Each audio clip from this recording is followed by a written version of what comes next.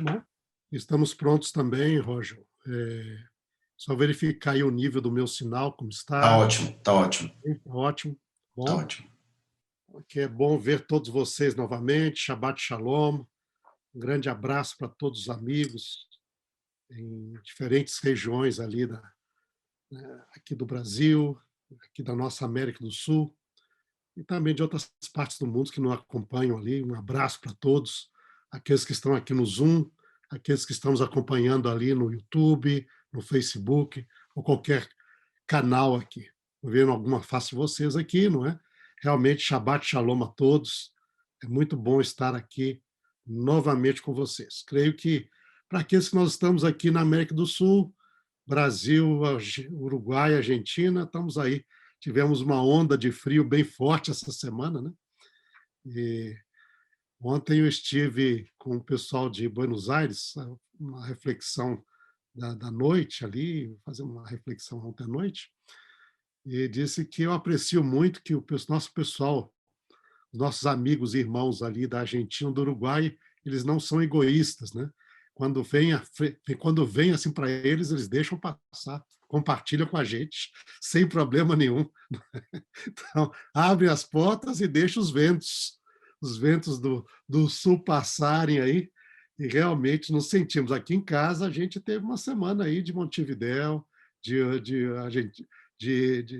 Buenos Aires, máxima 12 graus, nem chegando a isso, mínima 4, 3. Não é?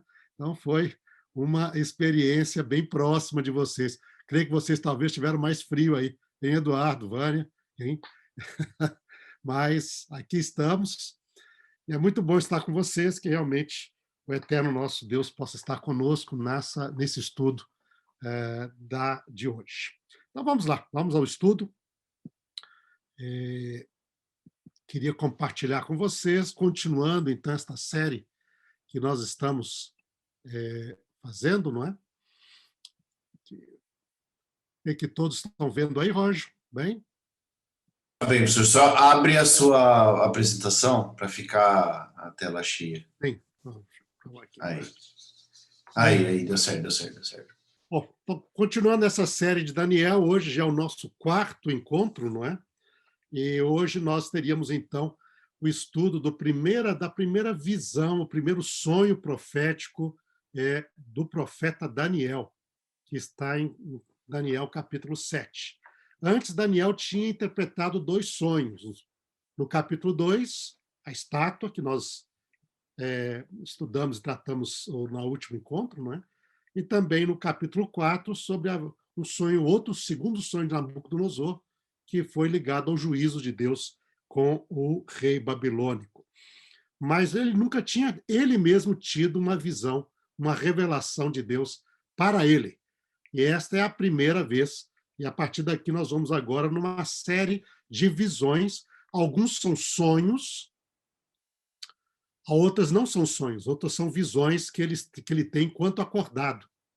Então, este primeiro foi um sonho, e nós lemos lá, então, no livro de Daniel, no verso 1, capítulo 7, verso 1, então, nós lemos ali, né? Bishnat Hadar le Belshazzar Melech Bavel, Daniel Helem Hazar.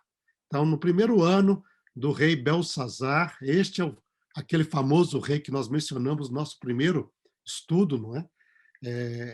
Que, na verdade, é filho de Nabonido, ele era corregente, era um rei, príncipe corregente com seu pai. Ele, no primeiro ano dessa corregência de Belshazzar com seu pai, e ele já estava ali ocupado com o governo de Babilônia, disse que Daniel, então, relema o sonho, em aramaico, né? Em hebraico seria o halom, né? Aqui é relem, é o helem, Hazá. Então ele viu um sonho. Ele teve, então, e daí nos diz o texto que as visões da cabeça dele, verrasvei, reche, ele então, al mishkeve, então, então as visões que ele teve sobre o seu leito, okay? Ele então logo escreveu, usa o verbo katav aí, o ketav, el maketav, resh milim amar. e uma somatória, um resumo do que aconteceu das palavras, ele então declarou. Então, isso aí foi o primeiro realmente sonho profético e a primeira visão profética de Daniel. A data, primeiro ano de Belsazar, há uma certa incerteza de quando realmente começou. Por algumas evidências, poderia ser datado pelo ano de 553 antes da Era Comum, ou por volta do ano 551 a 550 antes da Era Comum. No entanto, nós estamos aqui cerca de 50 anos, pelo menos, depois do que nós estudamos no sábado passado, em que estudamos na última vez, do sonho de Nabucodonosor da estátua. Nós estamos ali, lá foi em 603, aqui foi em pelo menos 553. Então, cerca de 50 anos depois. Daniel, neste momento, já havia trabalhado 50 anos para a administração de Babilônia, não é? Dos governantes de Babilônia. Já devia ter por volta pelo menos de 70 ou 70 e poucos anos de idade. E quando ele teve, então, a primeira revelação que Deus deu para ele, já nesta fase da vida dele. E ele, então, vai escrever esta revelação. Nós vamos primeiro aqui recapitulá-la e depois ver partes da sua interpretação. Então, primeiramente, ele diz lá, falou Daniel e disse: eu estava olhando durante a minha visão da noite, e eis que os 4 ventos do céu agitavam o mar grande, ou grande mar.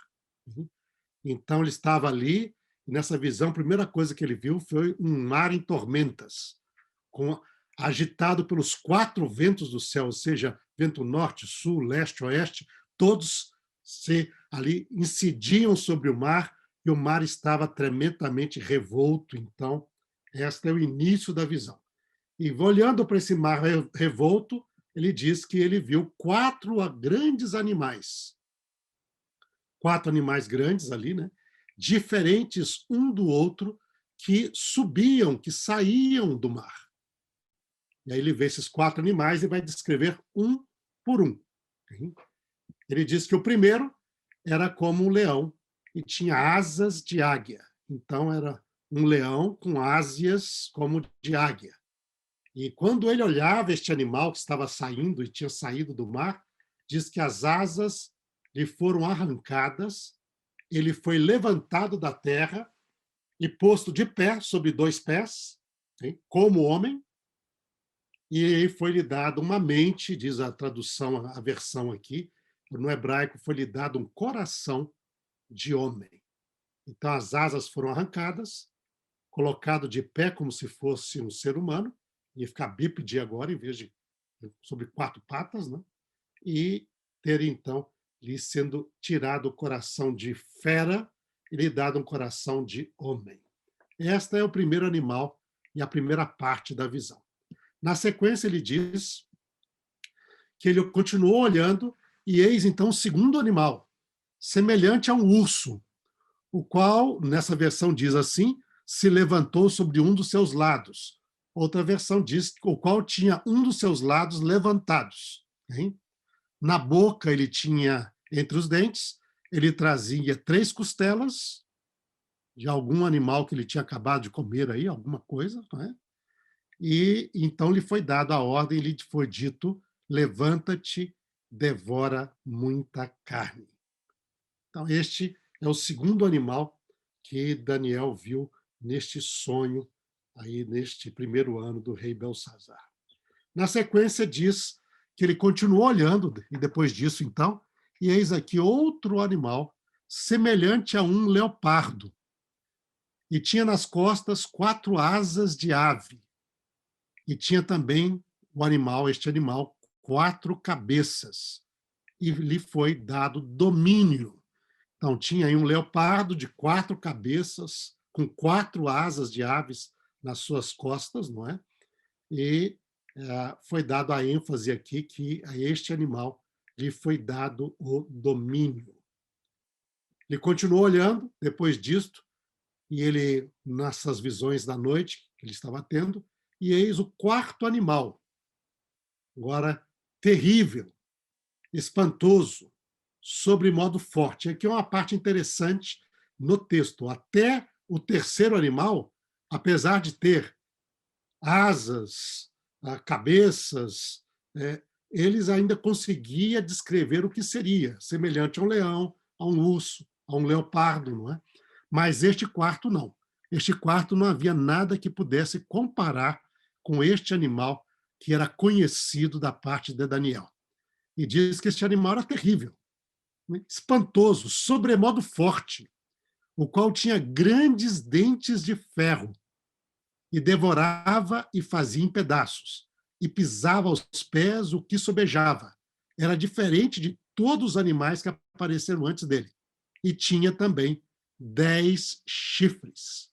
Então, um animal, um monstro indescritível, nada conhecido, nada parecido com ele, com dentes de ferro, unhas de bronze, era muito forte, totalmente diferente dos outros 3 primeiros, e tinha também 10 chifres, e ele tudo devorava e fazia em pedaços, pisava o que sobrava. Ele era um animal poderosíssimo, hein? E altamente destruidor. Então, este era o quarto animal. Na continuação, ele diz, no verso 8, que enquanto ele estava a observar os chifres, eis que entre eles subiu um outro chifre pequeno, diante do qual 3 dos primeiros chifres, dos 10 que tinha o animal, foram arrancados. E eis que neste chifre havia olhos como os de homem e uma boca que falava insolência. Então, era um chifre diferente, porque além de ser um chifre, como os outros 10 chifres, ele tinha olhos como se fossem olhos de um ser humano e bocas como se fossem bocas de um ser humano. E este chifre, com sua boca, falava insolências. Okay? E aí ele continua dizendo que, o texto bíblico, que ele continuou olhando até que foram postos os tronos, e o ancião de dias se assentou. Então a visão sai ali do mar, que está revolto, onde saíam esses animais, e agora volta para uma cena que não é mais no mar. O foco dele já não é aqui na Terra. Na realidade, quando nós lemos essa descrição, o foco dele se volta para o céu. E ali, então, o ancião de dias, que é uma referência a Hashem, ao Eterno, né? Deus de Israel, diz, o ancião de dias se assentou, sua veste era branca como a neve, os cabelos da cabeça como a pura lã, o seu trono eram chamas de fogo, né? As suas rodas eram fogo ardente, um rio de fogo, uma nave saía de diante dele, e diante do ancião de dias, milhares de milhares o serviam, miríades de miríades estavam diante dele. E aí disse que se assentou o tribunal e se abriram os livros. E aí nós temos, então, uma cena no texto de um juízo que está acontecendo a nível celestial, onde o Eterno, então, se assenta no seu trono, cercado dos seres angélicos, dos seres celestiais, milhares de milhares, milhões de milhões. E aí, então, ele se assenta e começa um julgamento, e livros são abertos para este julgamento. Na sequência do texto, então, nos diz, no verso 11 e 12, então estive olhando, e por causa da voz, das insolentes palavras que o chifre proferia, este é aquele chifre pequeno que começou a aparecer depois dos 10 e que falava palavras de insolências, com a sua boca como de homem. Me desculpem. Ele diz, estive olhando e vi que o animal foi morto. Aqui a referência ao quarto animal, aquele monstro indiscutível. O seu corpo desfeito e entregue para ser queimado. Quanto aos outros animais, foi-lhe tirado o domínio. Todavia, foi-lhes dado prolongação de vida por um prazo e um tempo. Continua a descrição, diz, eu estava olhando nas minhas visões da noite, e eis que vinha com as nuvens dos céus como o filho do homem, e dirigiu-se ao ancião de dias, e o fizeram chegar até ele. foi-lhe dado domínio e glória, e o reino, para que os povos, nações e homens de todas as línguas o servissem. O seu domínio é domínio eterno, que não passará, e o seu reino jamais será destruído. Então, nessa visão do julgamento celestial, aparece uma figura celestial que é chamada como um semelhante a um filho do homem, o qual recebe, então, o reino, a glória, e ele, então, recebe o domínio e o reino para jamais ser destruído. Então, ali termina a descrição da visão. Daniel, que estava lá no meio desses seres incontáveis, milhares de milhares, milhões de milhões, ele diz que, quanto a mim, Daniel, o meu espírito foi alarmado dentro de mim e as visões da minha cabeça me perturbaram. Cheguei-me a uns que estavam ali. Ele chegou para um dos seres celestiais, provavelmente um anjo, né? E perguntou: olha, o que está acontecendo aqui? Não é? Lhe pedi a verdade acerca de tudo isto. Ele vai lá, puxa lá a veste lá, ou sei lá, ou só toca nas asas, não sei o que ele fez, mas ele então pede o auxílio de um ser celestial, de um ser angélico, para poder interpretar e saber o que está acontecendo, que significado teriam esta visão que ele estava tendo. Isso é dentro da visão dele. Dentro da visão, ele vai interagir com este ser celestial, provavelmente um anjo das hostes que estavam ao redor do trono. E aí diz, e assim ele me disse, e me fez saber a interpretação das coisas. E é interessante ver essa primeira resposta aí do ser angélico, porque ela é bem curta, bem direta. Ele diz assim, olha, estes 4 animais, que são 4, esses grandes animais que são 4, são 4 reis que se levantarão da terra. Mas os santos do Altíssimo receberão o reino e o possuirão para todo sempre, de eternidade em eternidade. E acabou a explicação. Foi bem ao ponto. Então, são 4 reis, né, que se levantarão da terra, mas no final os santos do Altíssimo vão receber o reino e terão este reino e o possuirão para sempre, de eternidade em eternidade. E aqui nós vamos, então, parar nessa interpretação e vamos agora procurar, então, entender um pouco daquilo que foi dito, não é? E avançar um pouco nessa compreensão daquilo que nós poderíamos compreender à luz daquilo que nós lemos até aqui. Então, vamos à interpretação do texto, não? À luz da visão dele, à luz do texto bíblico. Primeira coisa, então, nos diz aqui que os significados bíblicos, agora nós vamos ter aqui aquele tipo de interpretação, buscando na própria Bíblia informações para compreendermos os dados ligados à visão profética. E aí nós temos um tipo de intertextualidade. Quando nós encontramos esse tipo de expressão de ideias na Bíblia, o que essas ideias representam? Sim? E aí nós vemos, primeiramente ele nos diz Hazer Haveit Berizvei, né? Então, do lado da sua cabeça durante a noite, né? Então eu estava vendo nas minhas visões, não é?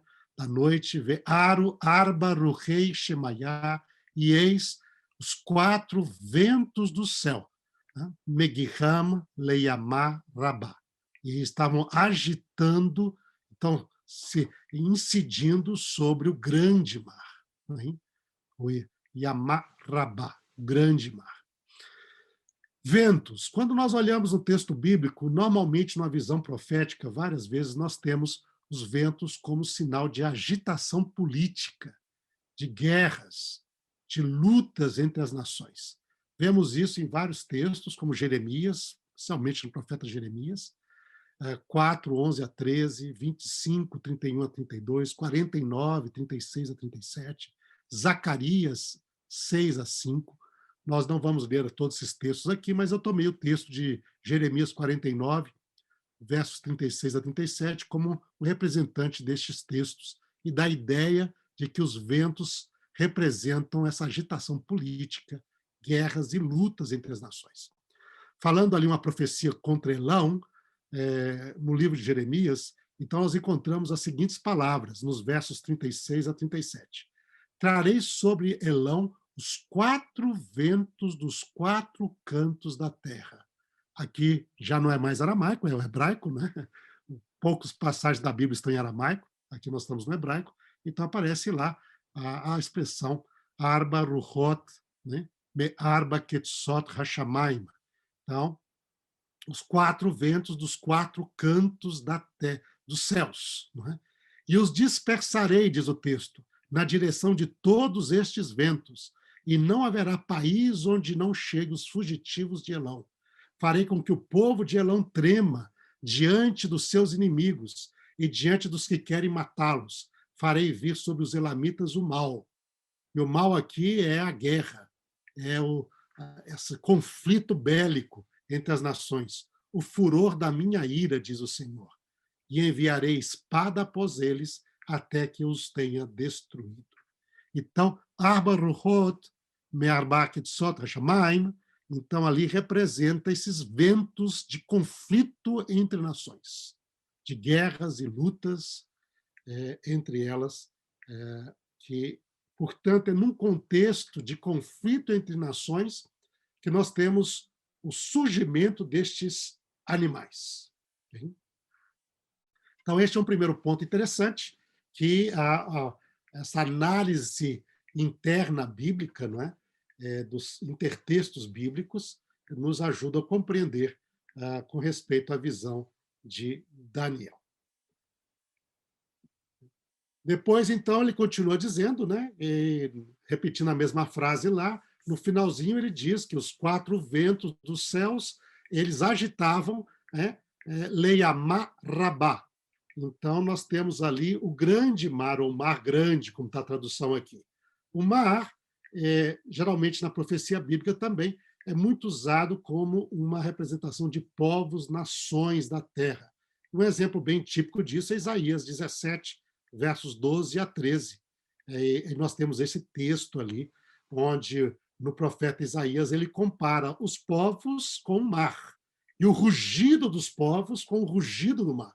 Aí nos diz, Roi Amon, Amin Rabim. Então, ai aqui do barulho dos grandes povos, dos povos, dos tantos, muitos povos, né? Kaamot, Yamima, hein? Como, então, o rugido das águas, do mar, dos mares, né? Ele compara aqui, ele os diz, bramam como bramam os mares, e o rugido das nações rugem, diz ali, como Maima Kabirima. Então, diz o texto ali, ruge como as águas, grandes águas, agitadas, impetuosas. Não é? Então, Leumima, as nações, Kisheom, como o ruído, né, como barulho ali de Maima Rabima, e eles então rugem como Ishaun, então rugem como o rugido ali, o barulho das grandes águas, do grande mar. Okay? Então, conjunto de nações, povos em conflito, aparece ali com os ventos de guerra, então você tem este contexto do surgimento destes animais, em que diz aí o texto bíblico que estes animais representam reis. E como nós vemos também, como vimos lá em Daniel 2, o substantivo reis, Meler, é usado como sinônimo de reino, em aramaico, Malhu. Né? Então, é a mesma coisa. Quando fala reis, quer dizer também reinos, impérios. Não somente um rei, mas o seu reino, o império, aquele poderio que ele representa. E nós vemos isso aqui no texto bem claro, né? Quando o ser angélico responde, diz, estes grandes animais, então ele diz, Ilen Reivatá, Rav Revatá, então estes grandes animais, de Inim Arba, que são 4, que eles são 4, né? Arba'a, Malhim, Yekumun, Mim, Ar'a. Então, 4 reis se levantarão da terra, em aramaico. E diz, mais adiante, o mesmo ser angélico falando, do 4º animal, diz que o 4º animal será um 4º reino na terra. Diz lá, né? Então, veja, Reivta, Reviatá, Malhu, Reviá. Né? Então, o animal em si, a palavra reis é sinônimo de reino sempre nas profecias de Daniel. Então, ele é usado de maneira intercambiável. Então, lembrar, 4 reis quer dizer 4 reinos também. Não simplesmente 4 reis como indivíduos, mas os reinos, o império que eles representam. Tá? Eles, portanto, é sinônimo aí deste fato. Esse é um outro ponto importante para a compreensão das profecias de Daniel. Depois ele continua dizendo que esses 4 animais representam também, quando você tem essa figura desses 4 animais, leão, urso, leopardo, e depois um animal pior do que todos eles, porque é indescritível, e isso apresenta ferocidade. Eles são animais ferozes, a violência que eles representam. Quando nós vemos aí esses 4, nós lembramos também outro texto, por exemplo, que é um intertexto aqui em Daniel, que nos ajuda a compreender, é Oséias, capítulo 13, versos 7 a 8, quando Deus, então, falando do juízo que trazia sobre o seu povo na época, ele compara os ataques que eles sofreriam a ataques de animais. Portanto, serei para eles como um leão, quemo shachal, como um leão. Quem diz, como um leopardo, que namer. Então, como um leopardo, que está à espreita no caminho. Não é? E eu vou, ali diz, estarei como os rasgarei, eu os rasgarei, né, que seria aí a envoltura do coração do peito, diz ali, como um dov shakul, como uma ursa roubada, que foi roubada dos seus filhotes ali. Hein? Como, então, eu irei romper ali o seu coração, diz como Lavi, como leão. Então, leão, urso, leopardo, são os 3 animais mais ferozes, né, do mundo bíblico. E são usados para representar esse tipo de situação onde o povo é atacado aqui. Na verdade, seria atacado por inimigos, por nações, né? Mas o símbolo que Deus utiliza é este uso de um animal feroz que está atacando. Então, 4 animais apresentam esta ferocidade, este ataque que o povo... aqui, no caso, não está falando quem sofreria no início, né? Mas representam animais ferozes que existiam no mundo bíblico. Mas esses animais aí, nós vemos um outro aspecto interessante no estudo, é ver que nós encontramos um paralelismo entre Daniel 2 e Daniel 7. Isso nos ajuda muito. Na realidade, nós vamos ver que as visões de Daniel sempre estarão em paralelo, cada vez trazendo mais detalhes sobre algo que anterior tinha falado. Então, aqui nós encontramos esse paralelismo. Nós já temos paralelismo pelo número 4. Nós tínhamos lá 4, não é? Na estátua, reinos, ouro, prata, bronze, ferro, e depois sempre alguma coisa ligada ao quarto. Nós vimos lá ferro misturado com barro. Aqui nós vamos ter também 4 animais e vamos ver também ter algo ligado ao quarto animal, porque quando é algo ligado com ele, que alguma coisa diferente passa com esse quarto animal. Então, nós vemos esse paralelismo, e eu gostaria de mostrar que ele quando nós analisamos o texto bíblico, este paralelismo ele fica bem, ele é bem assim, ele é bem indicado no texto bíblico. Né? Nós vemos aqui, por exemplo, que o primeiro reino, a cabeça de ouro, lá em Daniel 2, como nós estudamos, ele foi identificado. Diz que és tu, Nabucodonosor, rei dos reis, tu és a cabeça de ouro. Quando nós vamos ao primeiro animal, que é o leão alado, nós vamos ver que existe também na descrição desse leão uma fraseado que nos remete a Nabucodonosor. E isso ligado com a questão de que foi tirado o coração de animal e lhe dado um coração de homem. E nós vamos ver daqui a pouco que isso é bem interessante, que o fraseado bíblico, as expressões, as palavras, elas realmente nos apontam de novo Nabucodonosor. Então, primeiro ali, Leão estaria em paralelo com a cabeça de ouro. Depois de ti, diz lá no capítulo 2, se levantará um reino inferior ao teu, como a prata seria inferior ao ouro, né? E aqui no caso a gente continua olhando e eis o segundo animal semelhante a um urso. E os animais na Bíblia lá, o urso, nós vimos que está entre os 3 animais mais ferozes, né? E depois, no finalzinho desse texto de Oséias, no verso 8, você coloca o urso e o leão, os dois em paralelo, rompendo aí o corpo da pessoa, né? Como eles rompem o corpo da pessoa. E diz ali a violência do seu ataque. E é curioso ver que esse urso e leão sempre aparece como os 2 animais mais ferozes e mais violentos, né? E isso é interessante, como aparece aqui, talvez aqui eu vou dar uma pequena pausa para nós lermos o texto de Daniel, capítulo 5.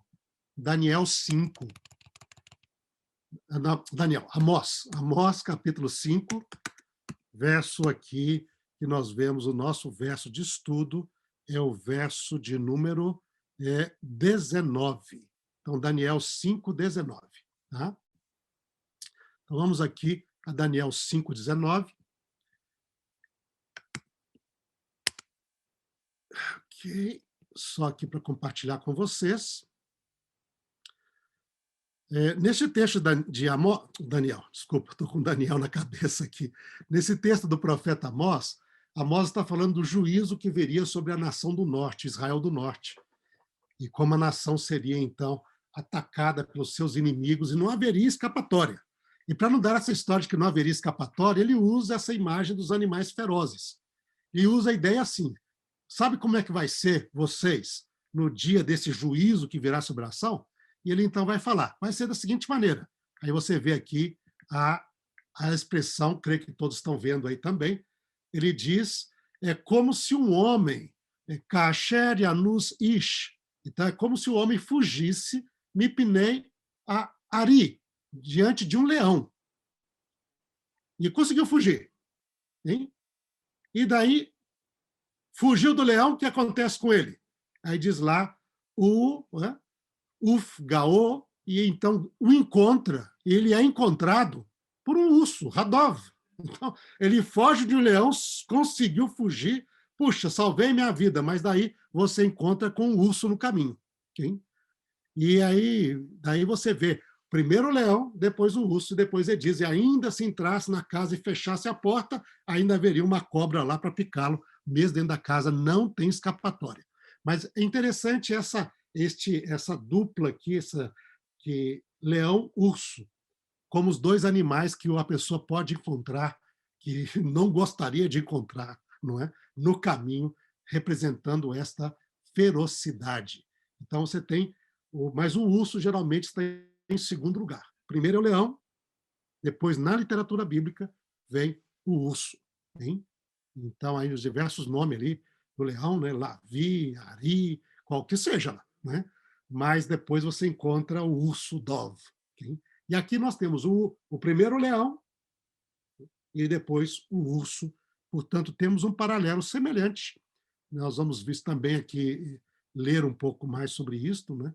Temos aqui um paralelo muito próximo à ideia da relação de superior e inferior, como tivemos no capítulo 2 para o ouro e a prata. Então, voltando aqui para o nosso texto de Daniel, então nós teríamos ali, mas ele não cria uma ligação direta assim, nem colocou inferior, isso está implícito dentro da simbologia bíblica. Tá? Mas depois nós vemos que em outros textos eles colocam de maneira bem clara. E aí confirma esta impressão do paralelo entre os 4 reinos aqui e a sequência do que aconteceu. Porque quando fala do terceiro, diz lá, e um terceiro reino de bronze, lá no capítulo 2 que nós estudamos, o qual será dado domínio sobre toda a terra. E usa a palavra domínio. Hein? E aí você vai ter essa palavra ligada com o verbo dominar, shaltan, né? E você terá domínio. E quando vem falar do terceiro reino, o terceiro animal, diz ali, depois disso continuei olhando, e eis aqui outro semelhante a um leopardo, e foi-lhe dado domínio. E aí você vê que o terceiro reino sempre está ligado com a ideia de domínio. Lhe é dado domínio. E aqui, domínio sobre toda a terra. Então, esta parte aqui, ela cria uma ligação, realmente um intratexto entre Daniel 7:6 com Daniel 2:39. O mesmo, na sequência de reinos, o terceiro sempre tem uma ênfase no domínio. Okay? E depois também vemos essa mesma ligação intratextual entre o quarto animal e o quarto reino de ferro. Porque diz, eis aqui o quarto animal terrível, espantoso, e sobremodo forte. Então, quando chega lá nas pernas de ferro, diz, o quarto reino será forte, muito forte, forte como ferro. E diz, o qual tinha dentes de ferro. E aí liga o ferro com ferro. Hein? E ele devorava, fazia em pedaços, pisava aos pés o que sobejava. E a mesma coisa, como o ferro tudo quebra e esmiuça, como o ferro quebra todas as coisas, assim ele fará em pedaço e esmiuçará. Então sempre tem essa ideia de um quarto reino que é poderosíssimo. Usa o símbolo do ferro, usa a ênfase que ele será forte, hein? E ele tudo quebra, tudo esmiuça. Então nós vemos que terceiro e quarto reino aqui são claramente interconectados entre a visão do capítulo 2 de Nabucodonosor, o seu sonho, e agora o sonho de Daniel com este quarto animal. Depois nos diz ali que lá no capítulo 2 nós vimos que o pé, então, teria um pé, parte de ferro, parte de barro, e ele seria um reino dividido. E aí, quando chega na descrição do quarto animal, diz, na interpretação, que nós vamos trabalhar melhor mais adiante, não é? Nos diz ali que os 10 chifres correspondem a 10 reis. Lembra que reis corresponde a reinos, que se levantarão daquele mesmo reino. E depois dele se levantará outro ainda, um 11º, aquele que tem olhos e boca como de homem. Okay? Aqui o nosso artista, só pedir desculpa a vocês, o texto não fala de nariz, mas ele deixou um rosto aí, deveria ser somente os olhos e a boca, mas ele colocou ali um nariz também para formar um rosto na parte ali. Mas no texto bíblico só fala olhos e boca como de homem. Mas então, que são isso? Vai ter outros reinos, representados por reis, que vão se levantar daquele reino, tendo essa ideia implícita aqui da divisão, e nós veremos isso mais adiante no estudo do texto da profecia. Tá? Então, algo bem importante nessa compreensão da profecia de Daniel é este paralelismo. E nós vamos ver que isso continua através de todas as demais profecias. Elas vão estar sempre em paralelo com as precedentes, trazendo algum detalhe a mais, trazendo alguma especificação, ou até mesmo ajudando a compreender a anterior, porque agora esclarece algum aspecto que lá não tinha sido deixado claro. Tá? Então, este é importante, nesse paralelismo. Vamos lá, então, agora ao nosso estudo por cada um animal individualmente. Então, o leão alado.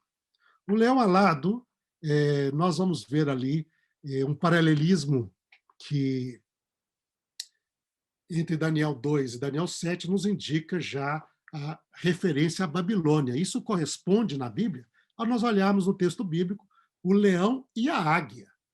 E aqui no caso ela é representada pelas asas de águia, não é? São os dois animais mais comuns ou que comumente usados na Bíblia hebraica como símbolos de Babilônia. E nós temos estes textos aqui. Podemos ler alguns deles. Vamos lá, uma leitura bem rápida aqui, okay? Deste aspecto. Então, vamos lá. Só um momento aqui, então. Então, vamos lá. Primeiro, Jeremias, capítulo 4, verso 7. Jeremias 4, 7. Então, vamos aqui para Jeremias 4, 7. Professor, sua tela saiu totalmente. Sim, eu tirei a tela. Eu tirei para poder mudar. Tá? Agora, colocar o texto aqui. Então, eu de vez em quando eu vou, porque não há como trabalhar as duas juntas ao mesmo tempo, então eu tenho de sair de uma para poder ler a outra. Não é? Falando sobre Babilônia, não é? Que viria desde o norte, se você vê lá na parte, diz que haverá então, se vai levantar um estandarte, etc. Deus está anunciando um juízo que vai trazer um mal que vai trazer do norte, uma grande destruição. Então ele diz, Alá Arye, não é? Me subco. Então aqui subirá, portanto, um leão da sua ramada, diz a versão aqui, de Mashihit Goim, ele irá destruir povos, hein? Nassá, ele vai se levantar do seu e sair do seu lugar, e então virá para a tua terra e para trazer essa destruição que está predita. E aqui uma referência à Babilônia, e é usado a figura do leão, okay? Que sobe de Babilônia. Vamos novamente aqui agora, ainda em Jeremias 49, 19 e 22. Então vamos a Jeremias 49, 19 a 22. E 22, né? Então aqui, Jeremias 49, 19. Ok? Creio que mudou para vocês aí, atualizou, né? Diz lá, Hine que ariei ale migeon hayarden. Eis que como sobe um leão, subirá o leão das margens do Jordão, o inimigo contra a morada forte, de repente farei correr ali, etc. É o leão, isso aqui é uma referência à Babilônia. E depois no 22 nos diz, no mesmo texto ali, referindo-se ao mesmo poder que a Babilônia, diz lá, Hine Hanesher, Yale, como sobe a águia. Então diz ali no verso 22, subirá, voará, estenderá suas asas contra as bóssedas, o coração de Edom naquele dia se tornará como o coração de mulher com dores de parto, etc. Não é? Então, a mesma imagem você tem para a Babilônia, no capítulo 49, entre o leão e a águia. E os dois são usados para representar Babilônia. Hein? E aí nós temos outros textos bíblicos também, que foram mencionados aqui, trazem esta dimensão, uma vez que estiver disponibilizado para vocês, se vocês quiserem ler todos os textos, poderão lê-los. É muito comum o uso dessas duas imagens para Babilônia. Tá? Então vamos lá, ok. Continuando, então, esta mesma imagem bíblica para a Babilônia acontece lá em Ezequiel, capítulo 17, 3 e 12, em Abacuque, HCI Abacuque, capítulo 1, verso 8. Agora, a ideia que está ligada com eles, do leão e da águia, é uma ideia de ferocidade, ele é muito feroz, o mais feroz, força, rapidez e realeza. E aí nós vemos isso no cântico que Davi compôs em homenagem, né? Nós vemos a Saul e a Jonathan, quando morreram, e ele compara esses dois, a sua realeza, a sua força, a sua rapidez, como se fosse de um leão e de uma águia. Lá está em 2 Samuel, capítulo 1, verso 13. Aqui voltamos de novo para o texto bíblico. Vamos lá, Samuel, capítulo 1, verso 2 Samuel, capítulo 1, verso 13. Então, vamos aqui. Ok, só um momento. 2 Samuel, capítulo 1, verso de número 23. Então, 1, 23. Creio que todos estão vendo aí o texto, não é? Aí, nesse cântico em lamentação pela morte de Saul e de Jonathan, então ele diz, Shaul e Jonathan, eles eram amados, né? E eram agradáveis na sua vida e na sua morte, né? E diz, e eles eram, e diz lá, continuar falando aí, eles eram mais ligeiros do que as águias. Okay? Então, Minesharima, okay? Eles eram mais rápidos, calo, né? Mais rápidos do que a Necharim, mais ligeiros. Me Arayot, então, gaveiro, eles eram mais fortes do que os leões. Então, e lembrando aqui que está falando da realeza em Israel, o primeiro rei, e do seu príncipe, o príncipe sucessor, Jonathan. Não é? Então, ali, realeza, poder, rapidez e força. Portanto, isto é a imagem evocada pelo leão e águia em Israel, na literatura bíblica também. O cântico de Davi nos ajuda a lembrar destas ideias e nos ajuda a compreender melhor. Então, um leão alado com asa de águia, nós temos aqui a ideia de um animal extremamente feroz, é o animal mais feroz dentro do contexto da literatura bíblica, é o leão, e ele é o animal mais forte, mais poderoso, e também representa essa ideia de realeza, e muito bem ligado com Babilônia e na literatura bíblica. Tá? Continuando, então, nós temos estas imagens bíblicas ali que fazem parte, então, desta imaginário bíblico, não é? E continua dizendo a descrição do que aconteceu com esse leão alado parece apontar para a experiência de Nabucodonosor, descrita em Daniel 4. Quando fala que foram arrancadas as asas e tirado o coração de homem, existe várias linhas de interpretação propostas. Uma seria de que o animal deixou de ser feroz e agora passou a ser frágil como um ser humano. Portanto, foi a queda rápida do Império Babilônico, o que é possível. Mas outra possibilidade é que a fraseologia, as frases, as palavras, expressões, elas, na verdade, são uma referência a Nabucodonosor e o que aconteceu com ele. E você pode ver isso interessante, que é a questão de Nabucodonosor e seu coração. E nós temos aqui um certo jogo de palavras numa ordem invertida, que é bem típica da Bíblia. Nós chamamos isso, né, de um paralelismo meio quiástico, onde o início corresponde ao fim e o meio, né, a metade, a segunda parte, ao que é penúltimo, o que vem antes do fim. Diz lá que, lá em Daniel, capítulo 4, verso 13, no juízo divino, nos diz que o coração dele, o coração de homem, né, Livve, Mim, Enoshá, Anachá aqui, para o querer, que tive querer, Enoshá, diz ali, será mudado, Yeshanun, será mudado. O Levav Reivá, e há um coração de animal, Yetivle, será dado para ele. Hein? E aí vai passar os 7 tempos, até que ele, então, reconheça a soberania de Deus. Tá? No texto hebraico é o verso 13, viu? Tem uma diferença, porque os primeiros versos, 3 versos do texto do capítulo 4 em português, no hebraico pertence ao capítulo 3, finalzinho do capítulo 3. E aqui em português, você tem sempre de adicionar mais 3 versos aí para ter o mesmo verso do hebraico e lá no texto em português. Então, em português é Daniel, capítulo 4, verso 16, mude seu coração para que não seja mais coração de homem, ele seja dado a coração de animal. Okay? E quando você chega no 4, você vê o contrário. Ele foi colocado de pé, lembra? Ali, no juízo divino do 4, ele que era um homem, passa a viver como animal, vivendo de 4.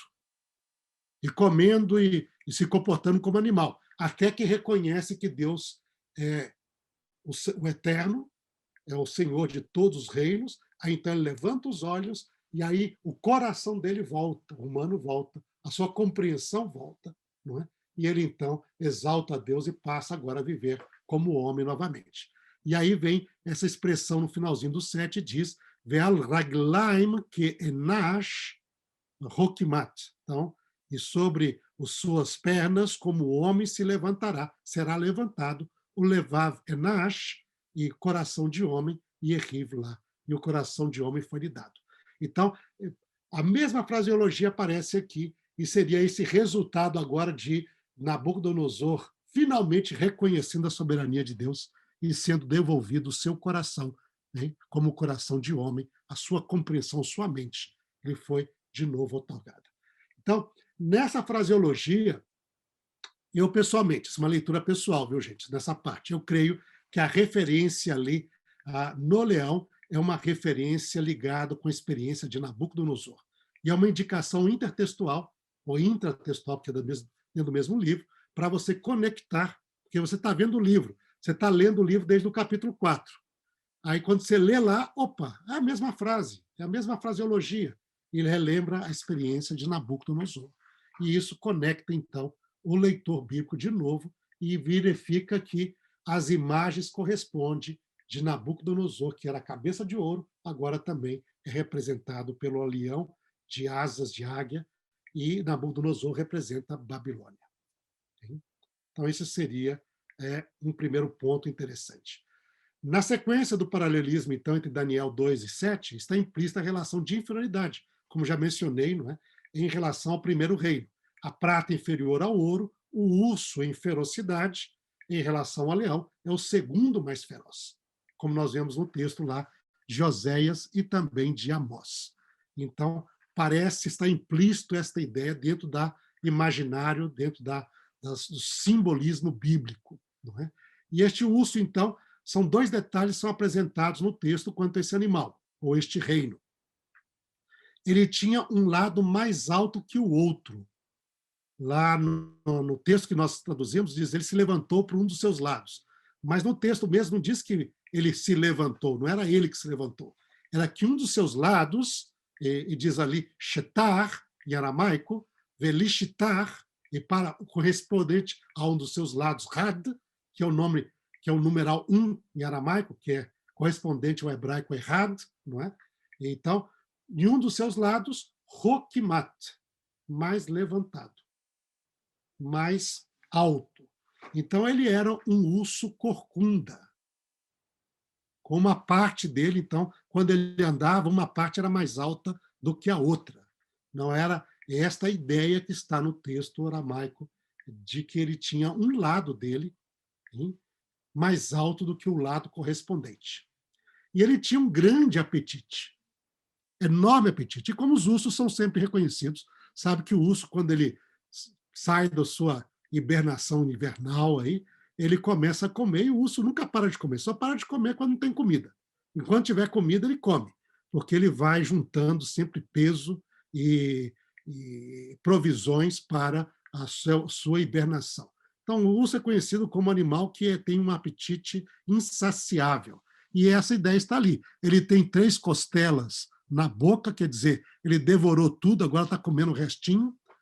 Essa imagem de 3 costelas é sempre o símbolo que acabou, o que sobrou de um animal que foi todo devorado, hein, na Bíblia. Eu não coloquei o texto aqui, mas lá em Amós, quando ele vai falar lá sobre o juízo de Deus sobre o povo, no capítulo 3, ele diz, olha, vocês não vão conseguir sobrar nada. É um cantinho da cama, um pedacinho de lá, é que nem um pastor que sobra, que só resgata 3 costelas da boca de um leão, ou de uma boca de um animal que foi do seu rebanho que foi atacado e foi todo devorado, não sobrou quase nada. É símbolo bastante de que devorou tudo. Mas, além de devorar tudo com as 3 costelas ainda, ele está comendo o restinho, não é? Ele também lhe é dado a ordem de levantar-se e comer muita carne.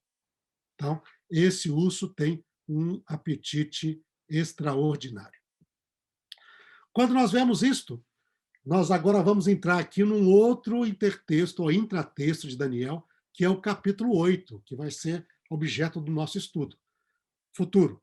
Mas aqui nós já vamos introduzir o capítulo 8, porque ele nos ajuda a compreender e identificar este poder, este reino, o que ele representa.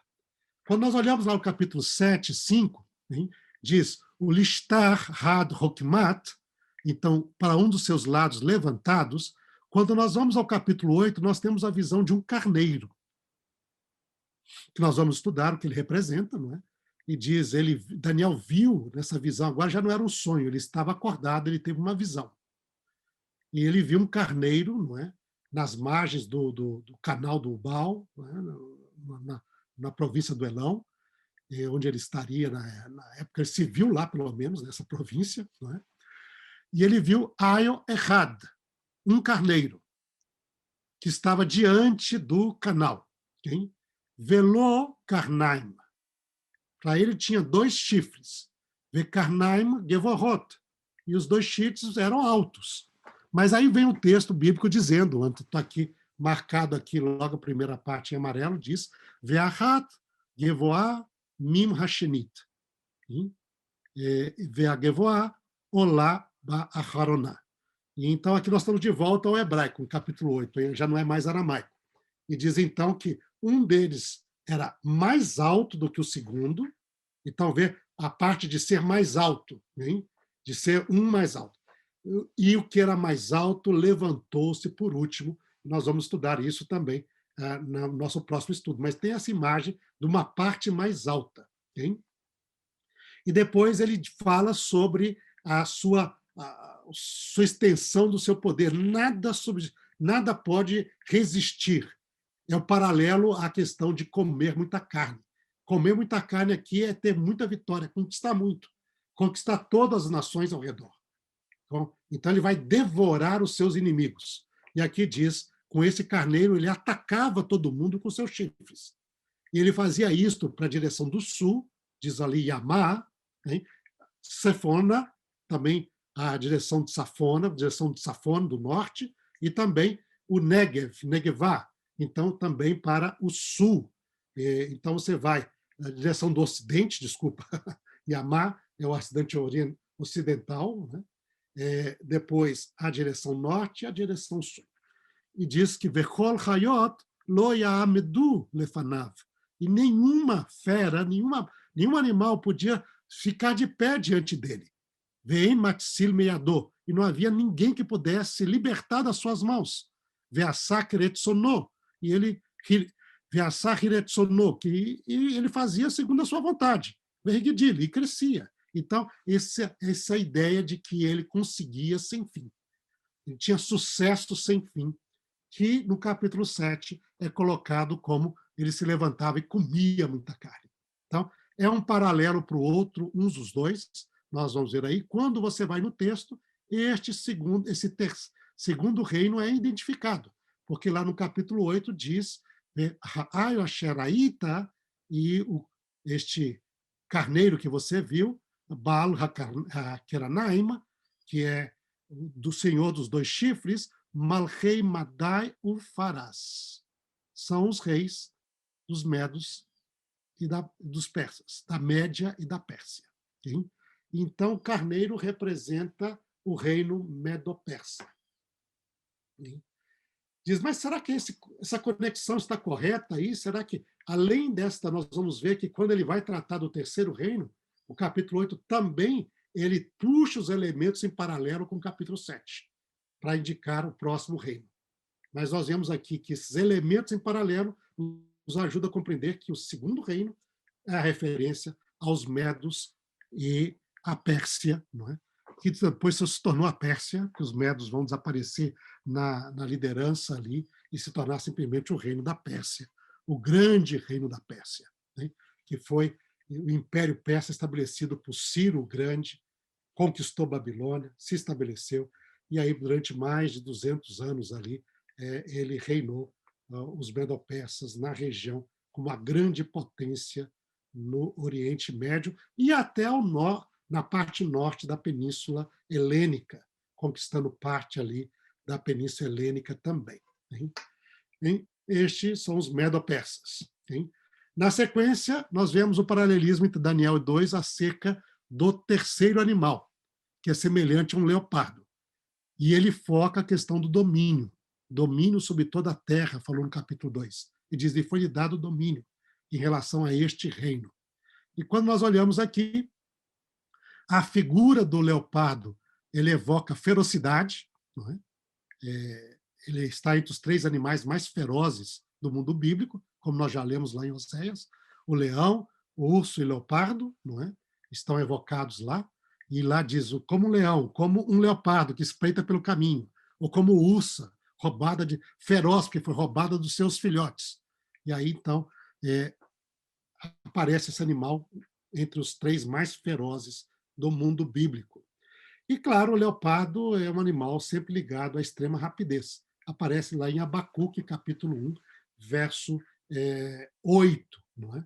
Então, ele tem ali esta dimensão de rapidez, que já é natural do leopardo. O leopardo é, entre os felinos, o mais rápido. E essa rapidez ela ainda é enfatizada ainda mais neste animal, porque ele tem 4 asas. Então, ele é eu coloquei o título aqui, um leopardo turbinado. Esse daí realmente é rápido. Okay?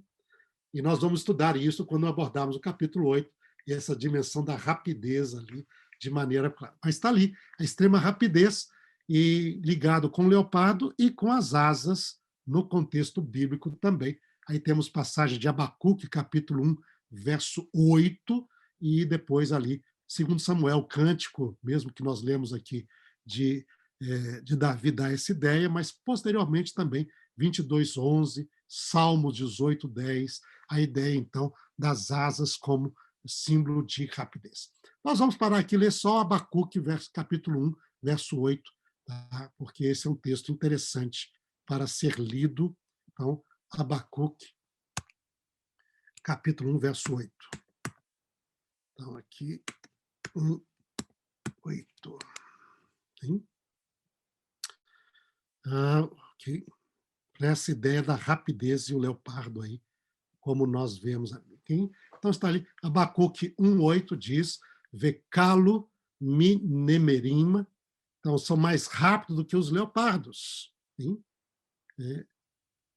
Os cavalos deles. Então, falando dos cavalos que iriam atacar o povo, diz que eles eram mais rápidos que os leopardos. Não é?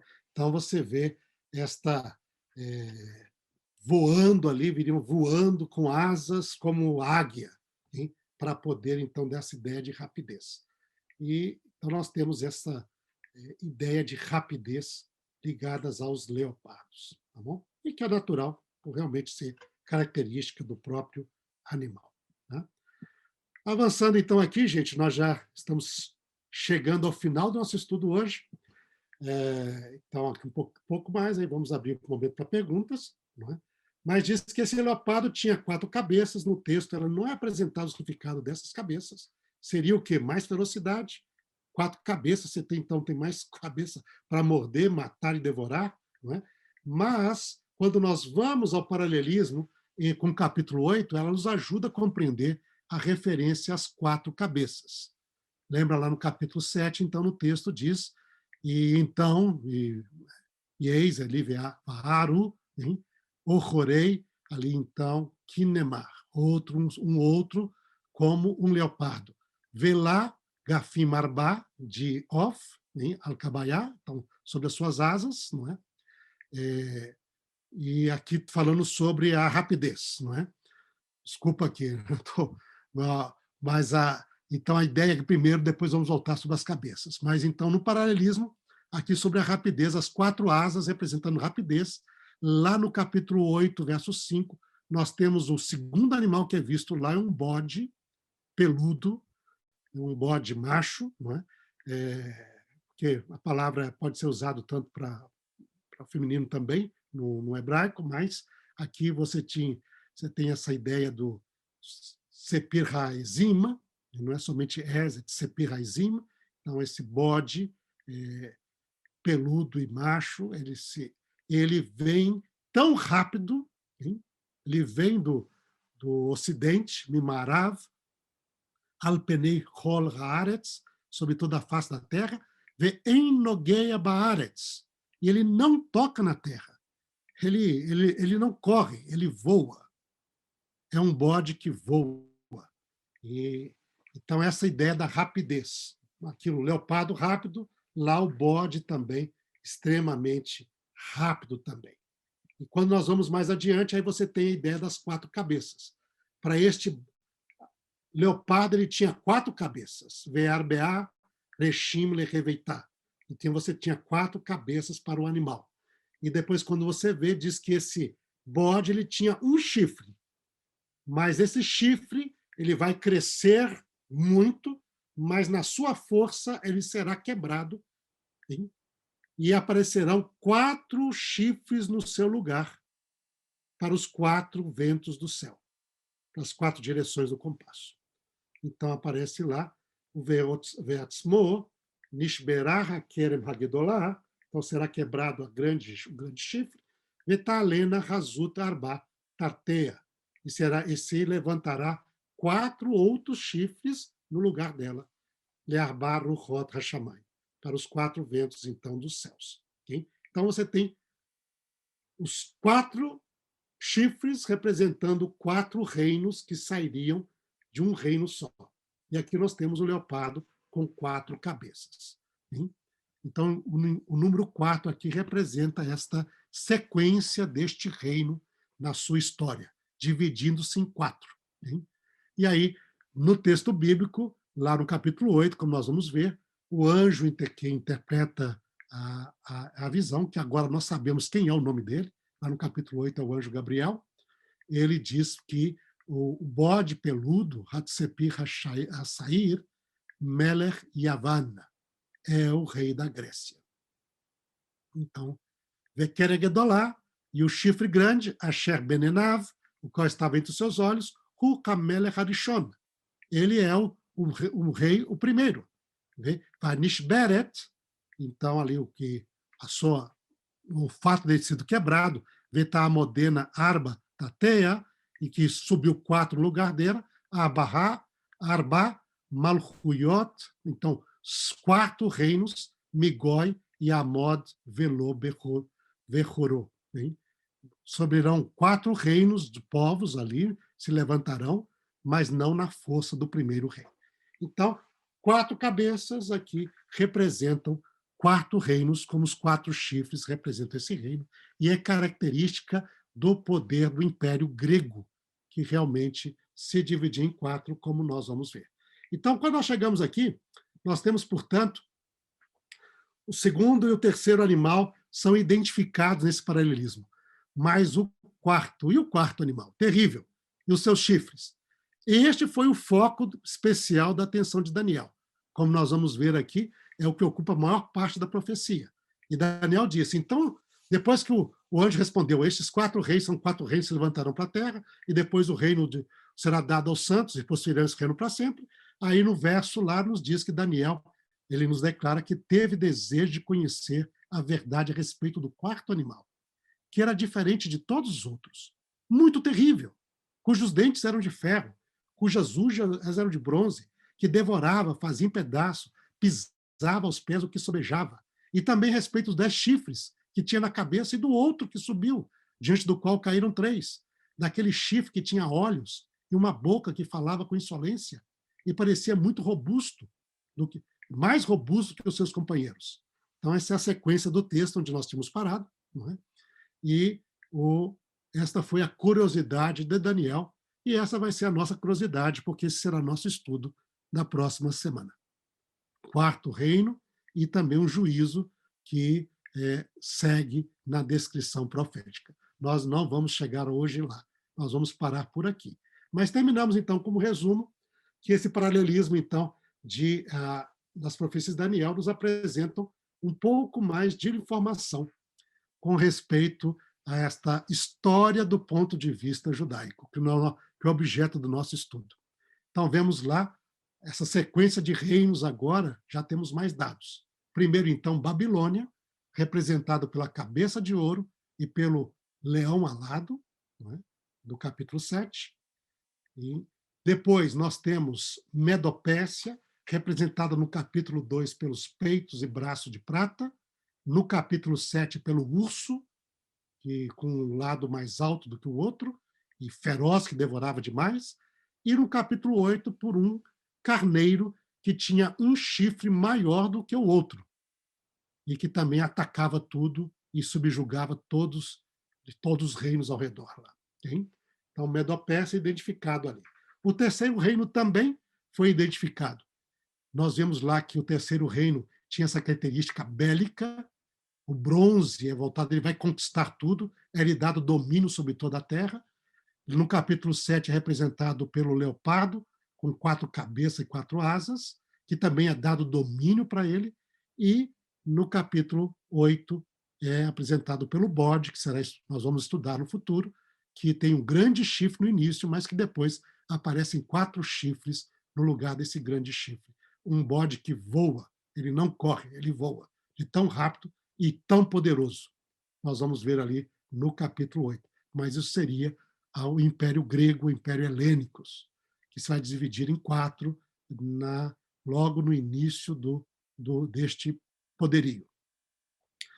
4º reino, terrível, dente de ferro, unhas de bronze, 10 chifres, maga, destrói tudo. Nós ainda não sabemos quem é. E isso será objeto da nossa investigação. Os 10 chifres e o 11º, que tem olhos e boca, também ainda não nos deu informações suficientes. Só sabemos que eles são extremamente poderosos, mais poderosos que todos os outros anteriores. Então, vamos procurar o nosso foco, compreender o que serão estes poderios, ou este reino, e os poderes que eles representam. E depois nós tivemos, será foco do nosso estudo também, o juízo e o reino, e a ideia do reino de Deus, que no capítulo 2 foi apresentado pela pedra, e que se tornou a montanha e encheu toda a terra. E Deus levantaria um reino que jamais passaria. Hein? E aqui no capítulo 8, esta ideia do juízo de Deus e do reino é apresentado pelo juízo do trono de Deus, cercado pelos anjos, é o do ancião de dias, onde se abre os livros e faz o juízo, e depois a vinda de um ser semelhante a um filho do homem, que vai receber o reino. E com ele recebendo, diz lá também o texto, nós vamos ver, os santos também recebem o reino. Okay? Então, este é o nosso estudo, nós ficamos hoje por aqui, e aí estamos prontos para alguma pergunta, alguma questão que foi feito ali, ou que não esteja bem claro, que vocês queiram esclarecimento. Okay? Roger, Mauro, Mauro. Oi. Então, professor, nós temos um comentário aqui do Paulo Pacardi, mas eu creio que o comentário dele, acho que o senhor vai falar mais para frente. Ele está falando sobre os pés de ferro e barro e sobre a pedra. O senhor quer deixar um pouquinho mais para frente? Isso será objeto do nosso estudo para frente, porque agora, quando nós estudarmos a questão do quarto animal, ele vai nos ajudar a elucidar também a questão dos pés, as pernas de ferro e os pés de ferro e barro. E aí a gente vai ter uma interação entre os dois, juntamente também aí com mais informações bíblicas que tiverem no capítulo 8, por exemplo, mas esse vai ser o nosso outro futuro estudo ainda. Mas nós vamos concentrar agora entre 2 e o 7, tá? Entre esses quarto reino e a sua divisão, que aparece lá entre barro e ferro, e aqui aparece com 10 chifres, que surgem em um 11º. Okay? E você vê que existe ali até o fato de 3 serem arrancados quando o 11º surge. E essa questão do juízo, das ações deles e do juízo que vai vir também sobre esse quarto animal, porque o juízo aparece especialmente sobre o quarto animal. O primeiro, diz o texto lá, seu corpo é desfeito e ele é destruído, e o chifre também. Os demais animais vêm no juízo também, mas ainda tem, como diz aí, uma misericórdia, como diríamos. Como entender isso? Tá? Na parte lá, que é dado tempo e um prazo para eles ainda. O domínio é tirado, mas é dado tempo e um prazo. Tá? Mas depois você tem essa ideia do reino, porque você diz, ele recebe o reino e todos os povos o servem, e diz, os santos receberão o reino e reinarão para sempre. Então, você tem esse é o nosso próximo estudo. Quarto reino, sua divisão, os reinos que vêm daí, suas ações e o juízo divino. Eu espero que a gente consiga, não sei se vamos conseguir tudo isso num estudo só, é muito detalhe, porque, na realidade, os 3 primeiros reinos, eles são sempre pouquinho. Em toda a profecia, ele é sempre breve. É o quarto reino e a sequência dele que ocupa a maior parte da profecia. Tá? Então, mas vamos avançando aqui, para a gente poder entender, lembrando sempre da perspectiva bíblica. Viu? Vocês viram aqui a proposta nossa, a gente vai sempre trabalhando com o texto bíblico. Né? E, a partir do texto bíblico, identificar aquilo que eles representam. Tá bom? Mauro, acho que pergunta não tem mais não, né? Não, encerrou. Não. Então, aqui, vocês estão... Não é que eles estão assim, esperando as cenas do próximo capítulo. Não, a ideia aqui é a seguinte, não é somente vocês são bonzinhos, é que vocês são muito capazes. Em dia, a parte aí já está tudo feito. Isso é muito bom. Tá bem. Bom, professor, muito obrigado aí pela aula aí. Agora eu vou ficando mais ansioso assim, pela próxima. Isso é bom. Estamos usando aqui, né? O segredo sistema de novela. Das séries aí, né? A gente usa a série, o pessoal fica ligado ali, cada um quer ver o próximo, porque o que vai acontecer? Opa, deixa eu... Tá bem, mas muito obrigado, professor. E, pessoal, muito obrigado a vocês aí também que participaram aí, tanto por aqui pelo Zoom, pelos canais aí. Lembrando aí, viu, Roger, que a minha promessa aí, falhei de novo essa semana aí, porque falei assim, vou botar o material lá. Aí, quando colocou o material, Aí vem vou fazer isso amanhã. Aí o amanhã aparece com um monte de atividade. Vamos fazer isso, é reunião para isso, é aquilo mais. Assim, nossa, eu pensei que eu tinha terminado as minhas aulas e os exames e ia entrar ficar tranquilo corrigindo os meus exames aqui, né? Aí já apareceu um monte de reunião. Não, vamos precisar discutir isso, discutir aquilo. E aí falhei de novo na promessa de colocar o material. Não, o senhor tem que ser assim, até os pés de barra com ferro, o senhor tem que resolver, entendeu? Até lá. É por aí, viu? A gente promete. Fora disso, Roger, também o seguinte, nós aqui vamos disponibilizar para vocês essa apresentação, para vocês que estão fazendo aqui. Vocês têm um registro do pessoal, a gente não vai colocar assim, disponível na internet para todo mundo usar. Não, isso aí não, tá? Porque eu acho que isso aí o pessoal assiste a série. Mas para vocês que estão fazendo aqui e sempre presente, então nós vamos compartilhar a apresentação, para que você depois quiser dar uma olhada e etc, viu, Roger? E eu vou canalizar isso através de você, aqueles que tiverem interesse de fazer isto e que participam efetivamente do curso, não é? Ter a possibilidade de ter também a apresentação para poder dar uma olhada, revisar se quiser fazer. Além do material de apoio que a gente vai colocar aí também, tá bom? Tá ótimo. Tá bom, professor. Obrigado, viu?